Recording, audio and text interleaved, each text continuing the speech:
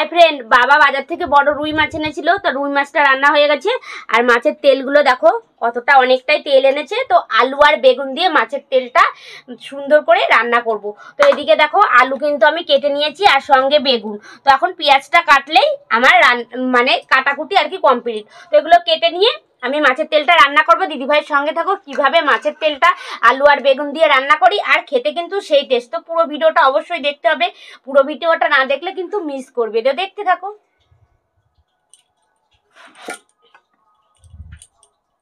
বেগুনটা কেটে নেব, এইটুকু বেগুন কাটলেই হয়ে যাবে। আলু আর বেগুন দিয়ে মাছের তেলটা খেতে সেই ভালো লাগে, তোমাদের দাদা ভাইয়ের খুব প্রিয়। আর মাছের তেলটা যদি একটু সাদা হয়।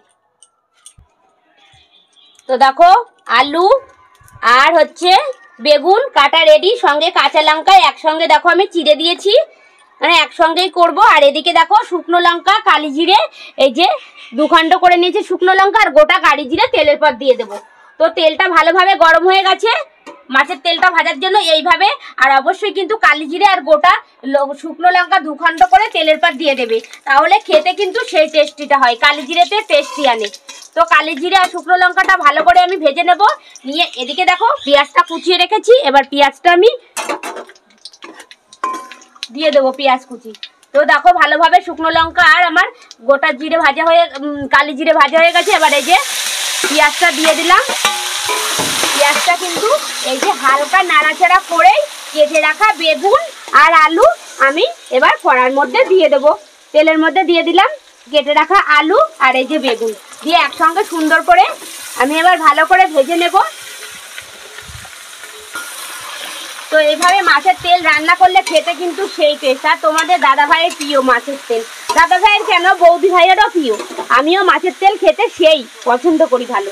তো বেগুন আর আলু দিয়ে দিয়েছি, এবার পরিমাণ মতন একটু হলুদ দিয়ে দেবো আর একটু লবণ দিয়ে ভালো করে এটা ভেজে নেব। দেখতে থাকো দিদিভাই কিভাবে মাছের তেলটা রান্না করে।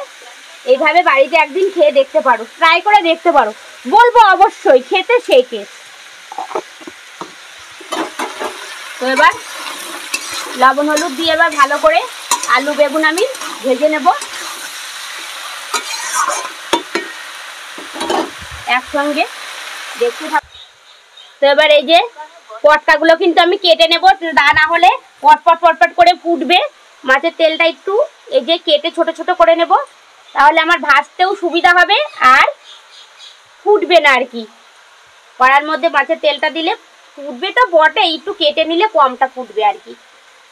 তো কেটে নিই।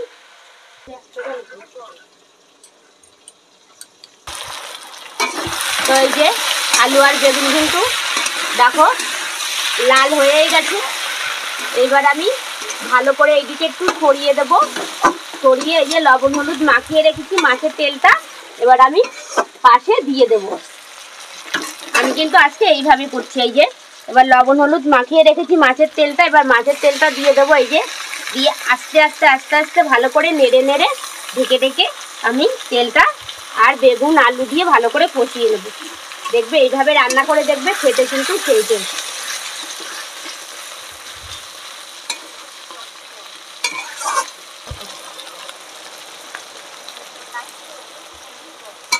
তো এই যে এবার নেড়ে নেবো। এই যে এইভাবে ভালো করে ঢেকে ঢেকে আমি নেড়ে নেড়ে কষছি। যত কষাবে আর যত ভাজা হবে ততই কিন্তু খেতে মাছের তেল সেই লাগে, সেই লাগে।